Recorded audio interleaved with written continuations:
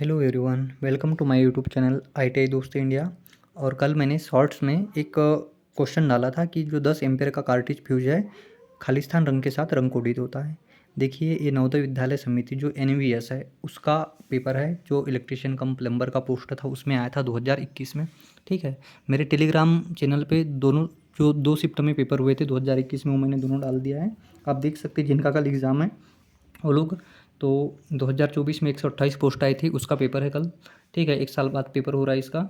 और हाँ, तो मुझे किसी ने कमेंट किया था, क्या नाम है इनका, शिवानी तिवारी जी ने, इन्होंने कमेंट किया था कि सर अगर मिले तो प्लीज़ एक्सप्लेन ज़रूर कीजिएगा।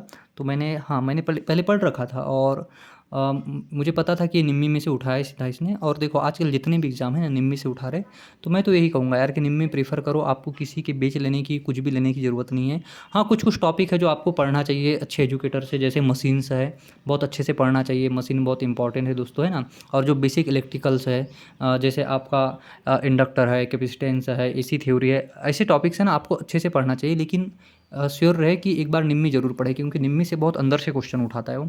अब देखिए, क्वेश्चन इतना अंदर में दिया है उसमें कि देखिए, गुलाबी 2 एम्पियर, ठीक है, जो कार्ट्रिज फ्यूज है उसका कलर कोडिंग है। गुलाबी पिंक कलर का 2 एम्पियर रहता है, ब्राउन 4 एम्पियर रहता है, ग्रीन 6 एम्पियर रहता है, रेड 10 एम्पियर रहता है। और यही वाला एग्जैक्ट क्वेश्चन ये आपका पूछा गया था 2021 में। क्योंकि ये जो निम्मी ये वाला जो वर्जन जो है पुराना वाला, ये अपडेट हो गया था आपका, आई थिंक 2020 में अपडेट हो गया था ये, है ना। तो वहीं से डायरेक्ट क्वेश्चन उठाया था उसने। तो ग्रे 16 एम्पियर है, ब्लू 20 एम्पियर है, येलो 25 एम्पियर है, ब्लैक 32 एम्पियर है, वाइट 50 एम्पियर है, और कॉपर क्या है 63 एम्पियर है।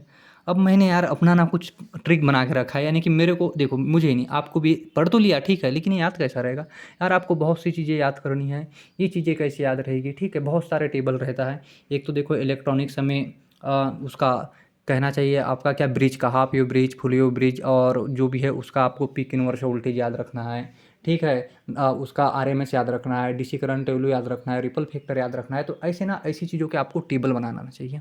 सबसे पहले टेबल बना लेना चाहिए। जैसे एक पावर फैक्टर वाला रहता है कि वाट मीटर वाला, कि आपका जब 0 डिग्री रहेगा तब पावर फैक्टर क्या रहेगा, है ना।